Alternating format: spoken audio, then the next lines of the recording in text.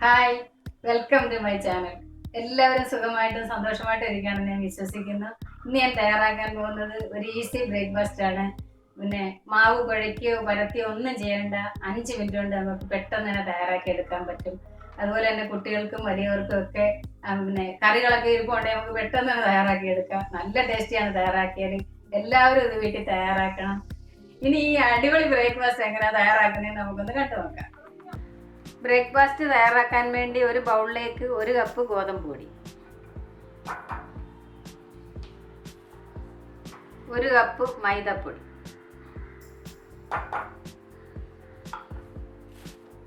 1 table spoon പഞ്ചസാര, 1 teaspoon ഉപ്പ് taste അനുസരിച്ചിട്ട്,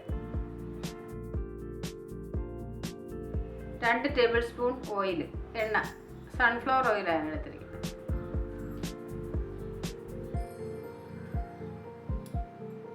ഇനി ഇത് നമുക്കൊന്ന് മിക്സ് ചെയ്യാം, പിന്നെ വെള്ളം ചേർക്കാം.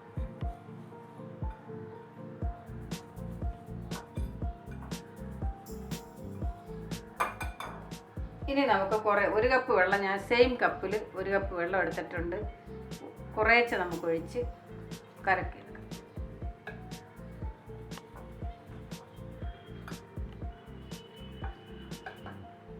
ഒന്നിച്ചെടുത്ത് ഒഴിക്കേണ്ട, ഒന്നിലും നമുക്ക് ഒന്നിച്ച് വെള്ളം എടുത്ത് ഒഴിക്കരുത്. കുറേശ്ശെ ഒഴിച്ച് നോക്കി കലക്കണം. ഉണ്ട്, 1 കപ്പ് വെള്ളം നമ്മൾ ഒഴിച്ചിട്ടുണ്ട്. ഇനി 1 കപ്പും കൂടെ എടുത്ത് വെക്കുക. ഉണ്ട്, ഇത് രണ്ടാമത്തെ കപ്പ്. 1 കപ്പ് തീർത്ത് നമ്മൾ ഒഴിച്ചിട്ടുണ്ട്. ഇനി 1/2 കപ്പും കൂടെ ഒഴിക്കുക. എന്നിട്ടൊന്ന് കലക്കി നോക്കട്ടെ. ആണ്, കുറച്ചുകൂടെ ഒഴിക്കുക. ദോശമാവിൻ്റെ ഒരു കൺസിസ്റ്റൻസിയിൽ കലക്കി എടുക്കണം. ഇപ്പോൾ എക്സ്പീരിയൻസ് ഉള്ള ഞങ്ങളൊക്കെ ചെയ്യുമ്പോൾ ഉണ്ടല്ലോ, വേണമെങ്കിൽ ഇതിന് ഇത്ര വെള്ളം വേണമെന്നൊരു കണക്കുണ്ട്. പക്ഷെ തീരെ അറിയാൻ മേത്ത കുട്ടികളൊക്കെ ചെയ്യുകയാണെന്നുണ്ടെങ്കിൽ കുറച്ച് ഒഴിച്ച് കലക്കി നോക്കേണ്ടത്. അതാണ്ട് 2 കപ്പ് വെള്ളവും ഒഴിച്ചിട്ടുണ്ട്. ഇനി വേണമെങ്കിൽ ഇനിയും ഒഴിക്കാം. ഉണ്ട്, 3ാമത്തെ കപ്പ് ഞാൻ എടുത്തിട്ടുണ്ട്. അതിൻ്റെ നിന്ന് കുറച്ച് ഒഴിക്കാം. ഇപ്പം മനസ്സിലായല്ലോ, 2 കപ്പ് വെള്ളം ഒഴിച്ചിട്ട് പിന്നെ നമ്മൾ കുറച്ച് ഒഴിക്കാം. നല്ലപോലെ ഇത് മിക്സ് ചെയ്യണം. ദോശമാവിൻ്റെ ഒരു കൺസിസ്റ്റൻസിയിൽ വേണം നമ്മളിത് കലക്കിയെടുക്കാൻ, മിക്സ് ചെയ്തെടുക്കാൻ. അതായത് കണ്ടോ, നല്ലപോലെ മിക്സ് ആയിട്ടുണ്ട്.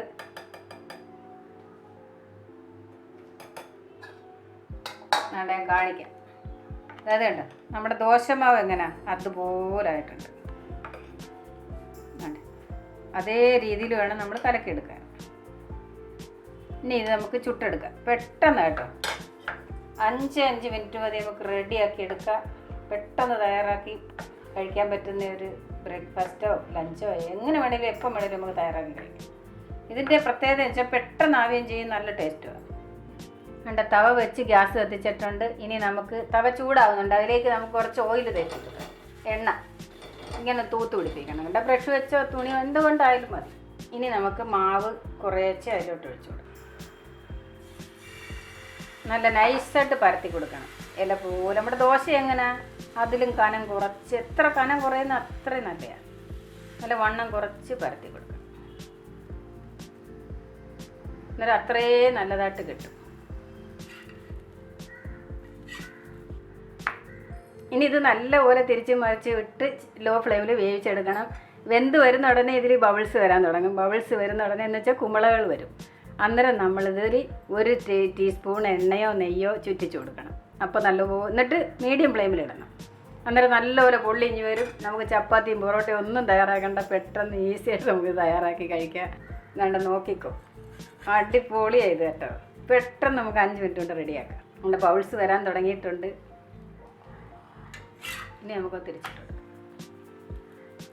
ഇങ്ങനെ 2-3 പ്രാവശ്യം ഉണ്ടല്ലോ തിരിച്ച് മറിച്ചിട്ട് വേവിക്കണം. നല്ലത്, ബബിൾസ് വരാൻ തുടങ്ങിയിട്ടുണ്ട്.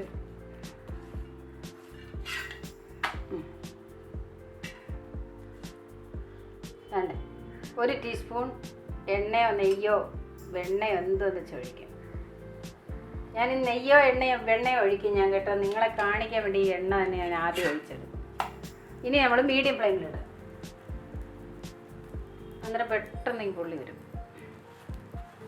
എന്നിട്ട് ഈ സൈഡിൽ ഇങ്ങനെ നാക്കി കൊടുക്കും. ഇത് പൊട്ടിപ്പോവാതെ ടച്ച് ചെയ്യാവുള്ളൂ. ഇത് വെച്ചെന്നാകട്ടെ, ഇതാകുമ്പോൾ അതിന് നോവത്തില്ല. ചട്ടുകം വെച്ചാകുമ്പോൾ ചിലപ്പോൾ മുറിഞ്ഞു പോകും.